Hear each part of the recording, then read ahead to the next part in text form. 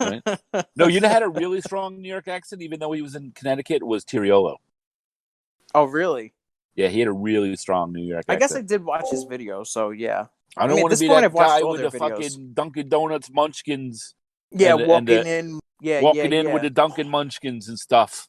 I'm watching that, and I'm just like, dude, you just that was you. I mean, you didn't walk in, but that was you. So Yeah, yeah, he got spooked and he never walked in. He never came in. He drove by. yeah, no, I saw, and they went and they did a not a safety check, but they did a parole stop or some shit to get him. Yeah. Is what they did. I don't know. I don't know whatever happened to those guys. Really, Who? Well, any of them? Tiriolo, I think he's back. Tiriolo is like back doing what I think he had a landscaping business or No, he something. had a shirt printing business, is what it said online at least. Shirt printing? I don't know. Yeah, I think so.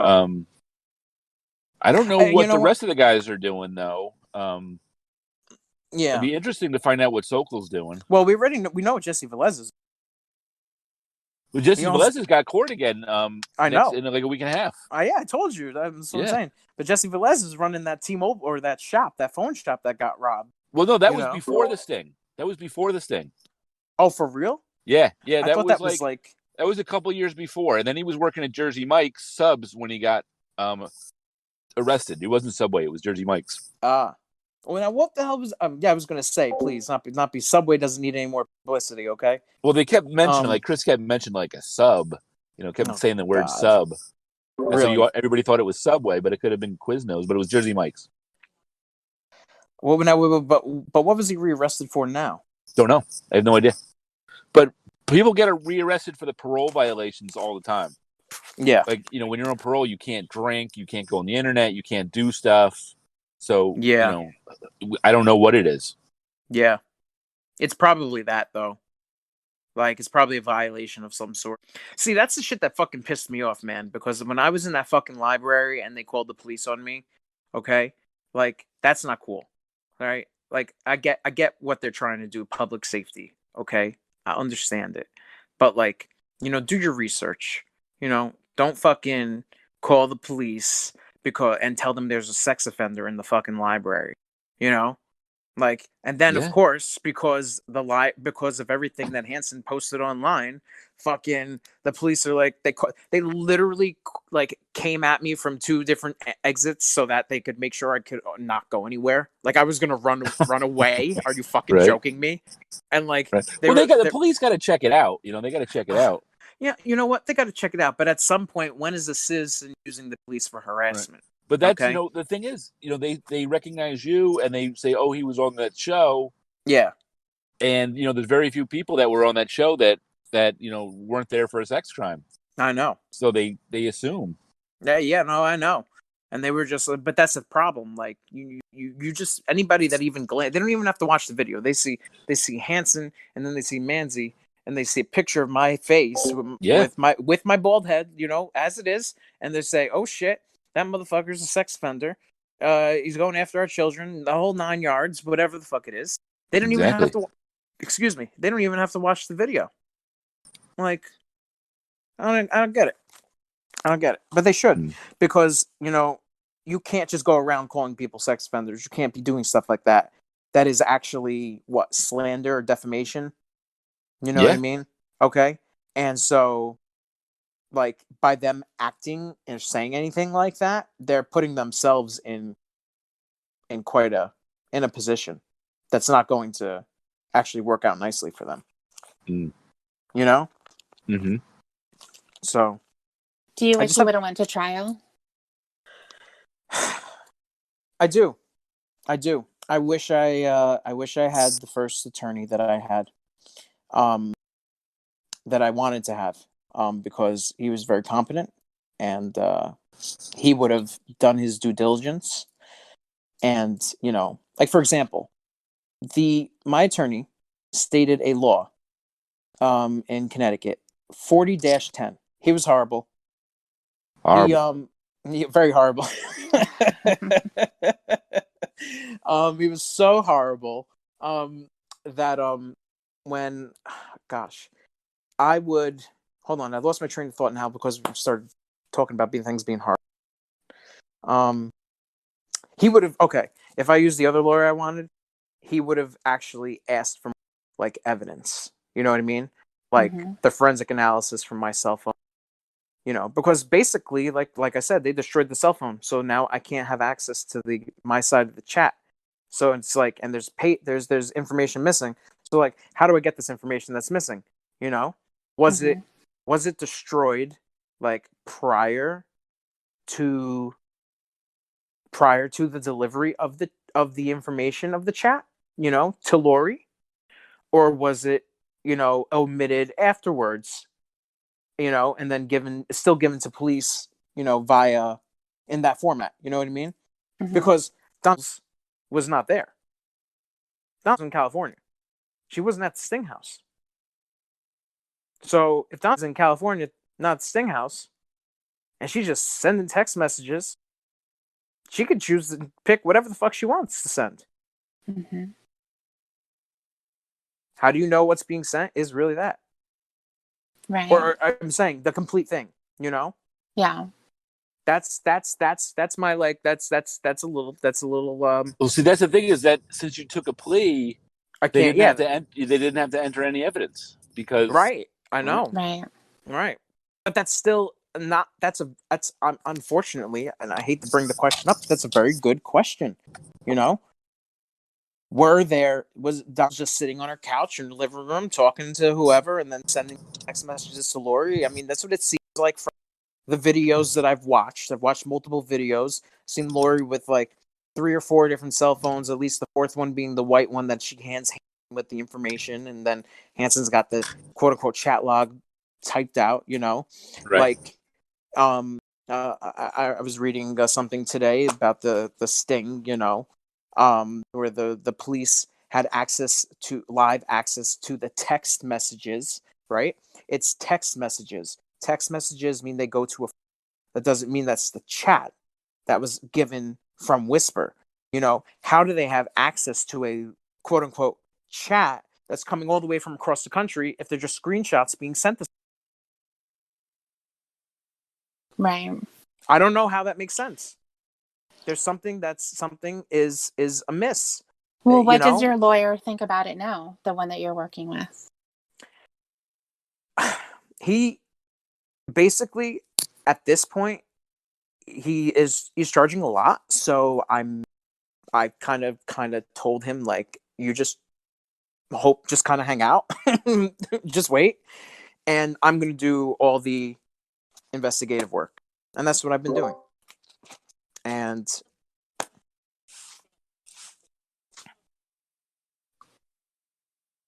it's just discussions about marijuana, and that, yes, while she may not have had she may not have had actual plant marijuana, she said she had access to edibles and lollipops for sure.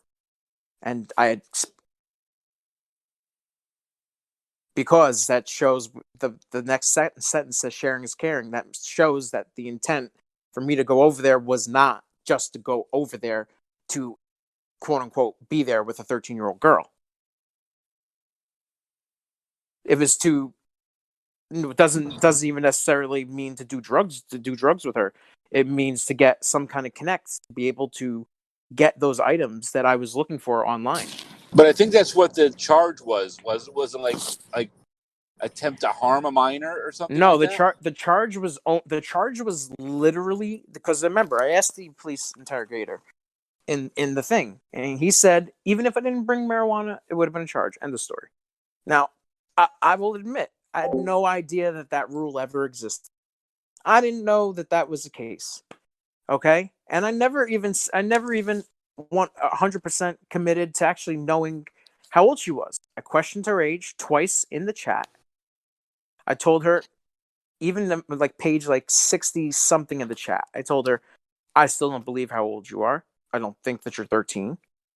She just he'd and continued talking and tried to send pictures or whatever the fuck.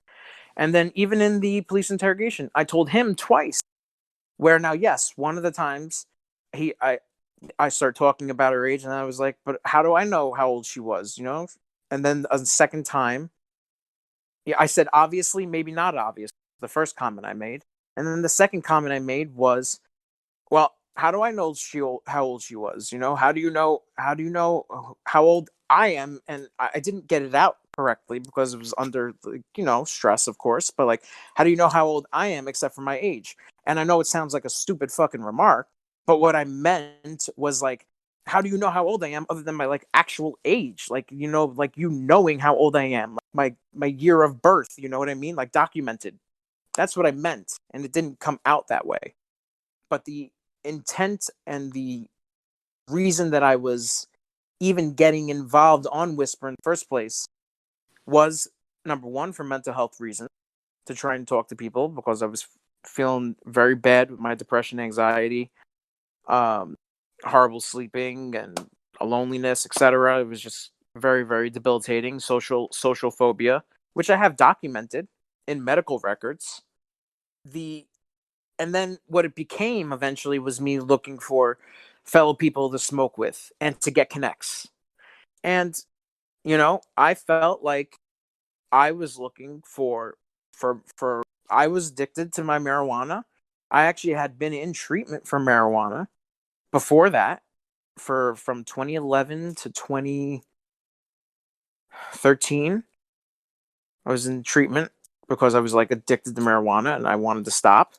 And like, I thought that was causing like all my depression and anxiety and all this shit. And like, I stopped and it just didn't make me feel any better. And like, it got worse.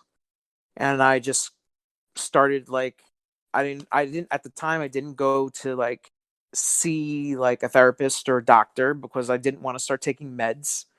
I didn't feel like that was the right way to go. And then like in May of 2015, I started, eventually I fucking had a nervous breakdown and I started going to see a doctor.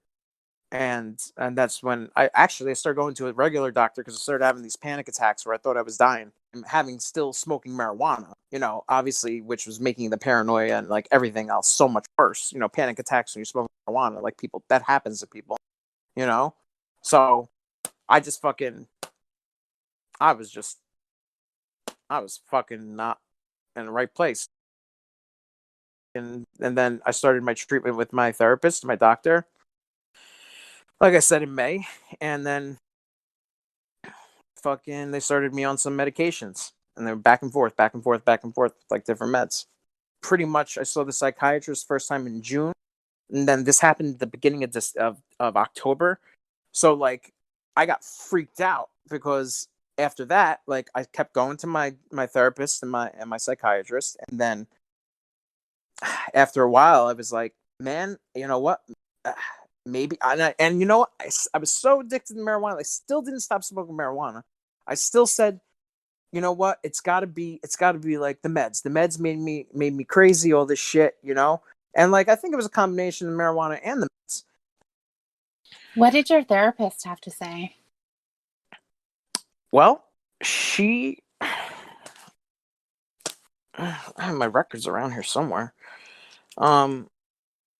She really was not very vocal about it. It was more of my psychiatrist, and he was stunned. He was like, "What the hell are you talking about?" He was like, "This is ridiculous. Like, I can't believe this." Like shit like that. And like he would see, he's supposed to be a 15-minute, consultation, but yeah, no, he was really shocked. He was like, "Listen, whatever you need, we'll talk to your attorney. We'll try to get this sorted out." Like I signed paperwork for them to talk to him, and my fucking attorney never filed the paperwork to talk to them. Mm-hmm. And that, like, I'm sorry, but that's also against. I think that's also against the law. Like, I instructed him to do so, and he fought me on it twice. And he told me the first time he told me, and I quote, he goes, "Well, what am I gonna get from your therapist, from your psychiatrist?" He's like, "What if I call them and they say they're fucking crazy, and that I have to have a plea of insanity?" I'm just like sitting there listening to this. I'm like, "What the fuck is going on right now?" Mm-hmm. Like, are you kidding me? And then the second time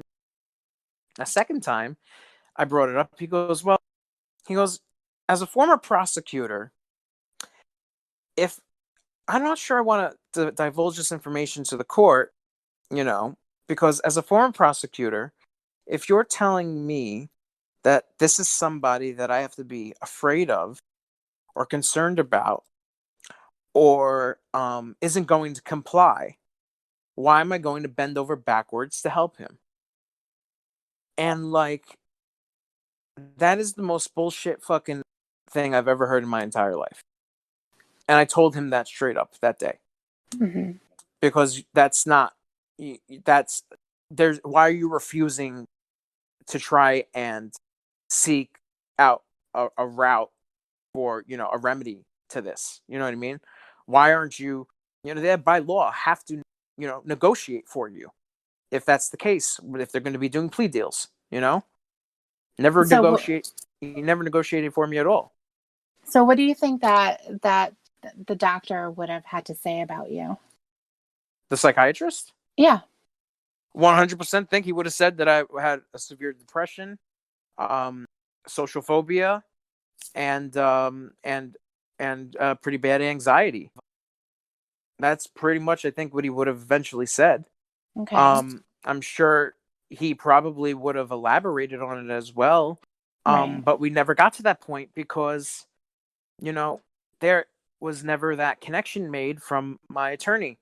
And like both my therapist and my psychiatrist had, while my therapist was not very vocal, she was I didn't really like her 100%, but she was the type of one that would just sit there and listen to you Mm-hmm. and wouldn't try to therapize you, Therapize. Right. So I was just like, all right, I obviously went in there completely distraught and overwhelmed, Mm-hmm. but I think there was two pathways for them to try to remedy this where it wouldn't have given me a felony at all. Mm-hmm. And one of them was Psych AR, which is accelerated rehabilitation. I mean, I'd never used it before, I'd never been charged with a crime. And then there was another one it was just some kind of psychiatric kind of, alternative route, not a drug court, if you will, but an alternative route along those lines, I guess. Mm-hmm. But for psychological kind of needs and stuff. And my lawyer didn't, entertain either of those at all. Right. Which is that's not appropriate. He's supposed to at the very least, I had reference letters written up. He never brought them to the judge or anybody to mention, you know what I mean? That they were I had a reference letter from my girlfriend. I had a reference letter from my sister. I had a reference letter from a college professor. I had a reference letter from a client that I worked with. I mean, Yeah. these are all things that would have gone into consideration, and he never gave them up. No, he never gave them up. It's exactly what I'm saying. It is strange, and that's what makes me feel like there's some issues going on, because once again, he wouldn't let me have the fucking chat. And so Article 40-10, right? Now, I mean, I don't know if you guys even looked at these things before or whatever, but Article 40-10 pretty much says that unless you are basically for Section 40 of the Connecticut practice book, Section 40 is all about discovery and the different things that you can obtain through discovery. And Section 40-10 says that nobody other than the people hired by the defendant or people that are a part of the defense can defend themselves, can get access to the certain information, the chats, right? Mm-hmm. Well, hello, I'm part of the defense. I am the defense. Exactly. You should have, you and your lawyer, and of course the prosecution, are supposed to have access to everything. Exactly. He only gave me access to it supervised in his office, and I only looked at it once. That's so strange because the lawyer works for you. Exactly. So you could have the lawyer do anything you want him to do. Correct. Because you're paying him, and his duty is to help you. Least, listen, look, if I was trying to, if I said something ridiculous and there was no way in hell that he could possibly even do it, then you know what? I would hope that he would, he would give you advice. He would say you shouldn't say that, but if you're damned to say it, you're the one that's going to get the penalty of this, not him. Correct, exactly. And he wouldn't go that way. He wouldn't do any of this. So I never had a chance to very much at my chats. And I never had an opportunity to look at my interrogation CD. I didn't find out these things existed until I found them online, which, almost 3 years later, you're like, holy shit. Like, because like I said to you before, like I thought I was going crazy.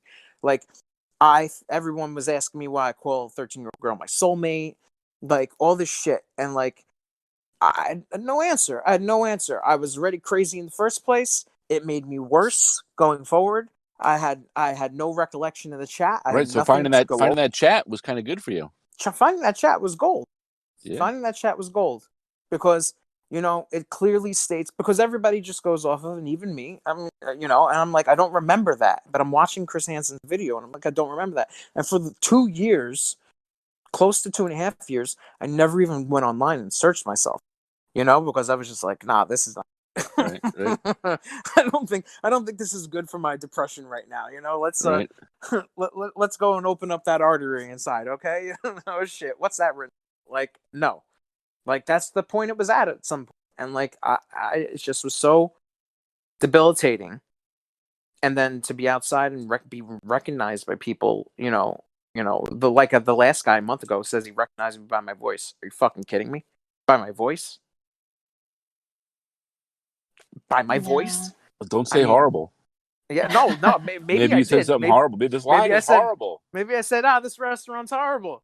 Right, and then they all look at you over there. They're like, oh shit! Wait a minute. Say that again.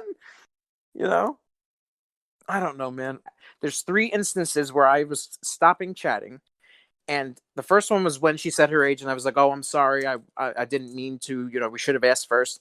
And she was like, yeah, because you're really cool. And I was like, yeah, no. We definitely get along, definitely cool. She's like, and then she starts saying, like, well, if you want to still chat, like, I'm totally cool still chatting. And I was like, okay. Like, the thing was this, because I dealt with kids all the time, and I felt 100% comfortable having any kind of conversation with anybody who A, that B, didn't talk like an adult, like a child. Okay, none of the chat was her talking like a child. She didn't use any like weird language or anything. She spoke like an adult the entire time. And so, but was she like, because that's what you're saying, because why? Because she said she was 13, I get it, but the picture didn't show that. The chat, the way she talked, didn't show that. It wasn't made apparent. So, there were a lot of reasons, why I just kept going with things, and like, even to the point, at the end when they were like egging me on to go over there, they were like, come over here, we're gonna eat all the food, and they sent me pictures of her eating food and all this other shit. And I'm just like, and I wasn't answering, and they were like, oh, I thought you ate without me, or I thought you weren't, something along those lines. Definitely bad choice in judgment. Obviously not thinking straight. People want to fucking play it off like I was some kind of mastermind. Yeah, that's what Hansen basically played it off like, oh, he's so smart, he didn't do this. No. That's not it at all. I was not that smart at all.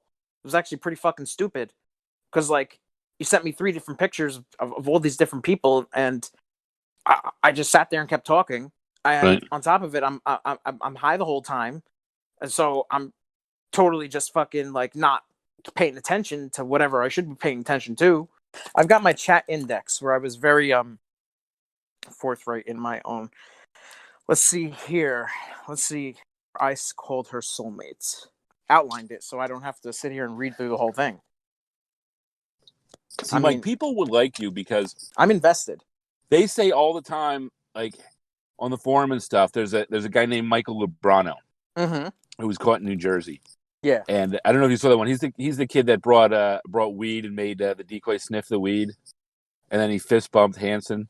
Mm-hmm. And he wasn't like, he was fairly normal looking. I mean, he was kind of a loser, but he was kind of normal looking and like seemed kind of like a cool guy. And he used to watch the show, and he knew like as soon as the decoy went like out to get a drink, he was looking back to like, where's Chris? And people are Yeah. always saying like, we'd love to hear from this guy because he was like more of a normal guy. They really want to hear his experience. And he also had a really mild chat. Like he said something about having sex, and then she said her age, and then he stopped talking about sex. Oh, interesting. But then he comes out there, but he's already talked about sex, and then he came out there even though he stopped talking about sex after she said her age. Right.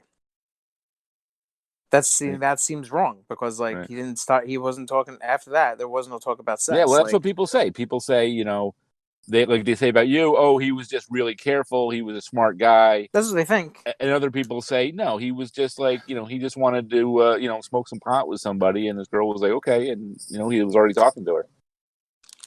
Yeah, I mean, that was definitely a portion of it. Hold on, I'm looking at the soulmate thing. So on page 26, she uses the soulmate thing against me. Let's see. On page 38, she says the same. She does something like that too, but let me get to it before I start talking out of my ass. She goes, my soulmate radar is broken.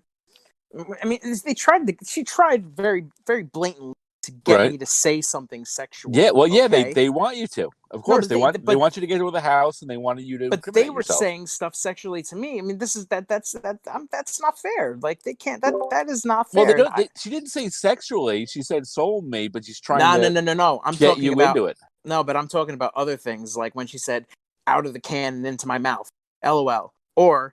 The most uncommonly, the most overlooked kind of comment is when she said she wanted to be like Ronda Rousey, but she said Ronda Roused. Okay, now it could have been a typo, but it could be subliminal, like roused, like aroused. Okay, like think about it. That. I don't know about it either, but and I did, and you are one whoever brought that point up on page 37 of the chat. I did bring up the soulmate thing again too, because we were talking about. We were talking about betting things, and then she was like, I don't know. I want to think of something good since I'll win. I said, okay, quite the incentive you have there. And then she said, what are you willing to bet? I'm like, whatever you can think of. So, well, you're probably going to lose. So they were trying to get me to say something, obviously.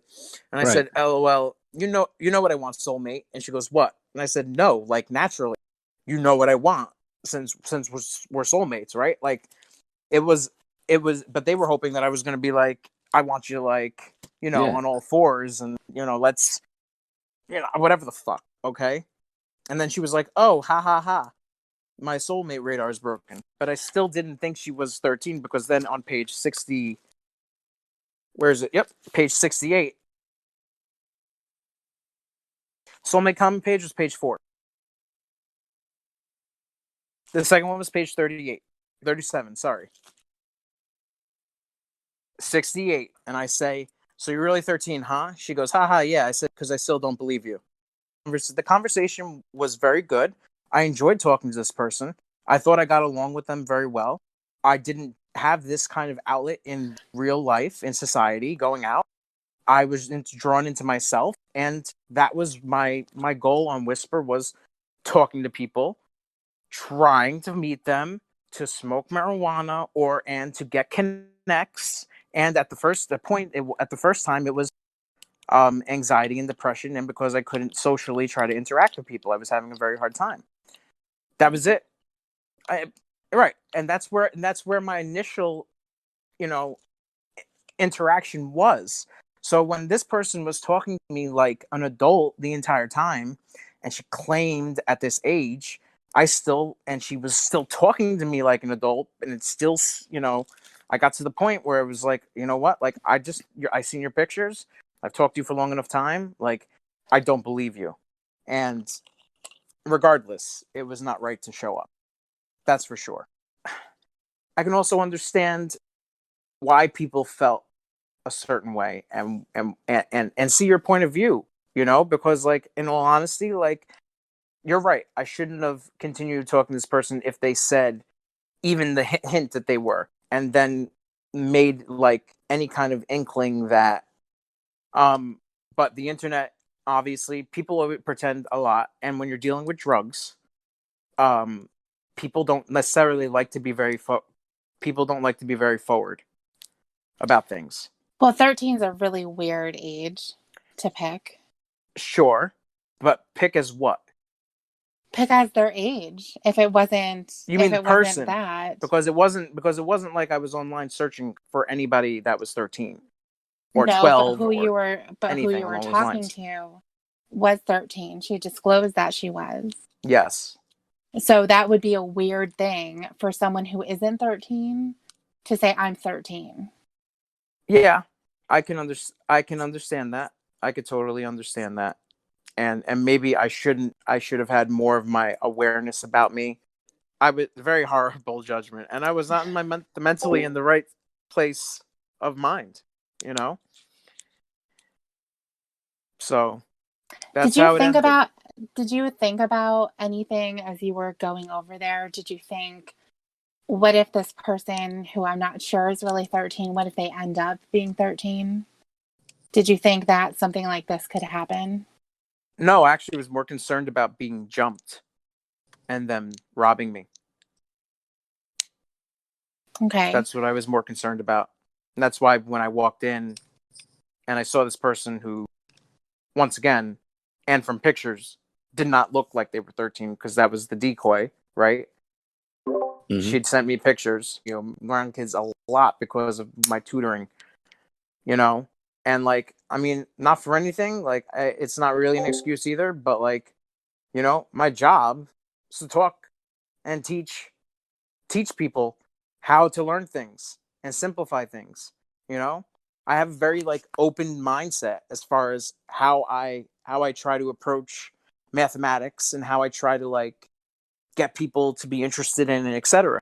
So, unfortunate for me, like, regardless, yes, I was not going there for tutoring as, whatever, but it was nothing to be showing up at somebody's house or to show up at a house and there was if there was a kid there or not.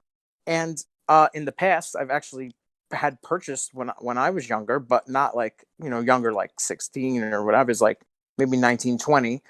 Um we had went to go, me and a couple buddies, we went to go meet some guy to go buy some bud, and when the kid came out, it was fucking like I had to be like 12 years old. Had to be 12 years old. We were like, what the fuck is going on right now? And what we think happened was his older brother or whoever sent him out to do the deal, because if it had been, cops or whatever, he would have been, juvenile. He wouldn't have gotten in much trouble, you know? Mm-hmm. So that's, also an aspect of it where like people use kids to fucking sell drugs all the time because they know that they're not going to get in trouble. So you thought that maybe this person was going to sell you drugs, but was using this 13-year-old? It's very possible. But then that's also why I was like, oh shit, I might get jumped. So it never crossed your mind that it could be some kind of a sting, just based on the fact that she said she was 13, and it was very possible that she was. No, not at all. Because like I said in the police interrogation, I didn't. He confirmed it for me. He said the marijuana, even if I had no marijuana or there was no marijuana talk involved, that I still would have gotten in trouble. And I had no idea that I could have ever gotten in trouble just by going to someone's house, which I think I stated in the video too. I just had it just I never that never crossed my mind at all, not once. I was shocked, and for a long time I had no idea almost what I was charged. I know he talked to me in hypotheticals plenty of times, and he tried to explain it to me, and I tried to explain to him my point of view, and then he told me like basically that without the marijuana still would have been wrong, but I had no idea why it still would have been wrong. My lawyer never explained it to me. I never actually even saw the police affidavit, which is the summary that you give to the judge, where they see what you've done. You know, my lawyer never had the police affidavit, and in the police affidavit it says that I said something that I admitted. Hold on a minute.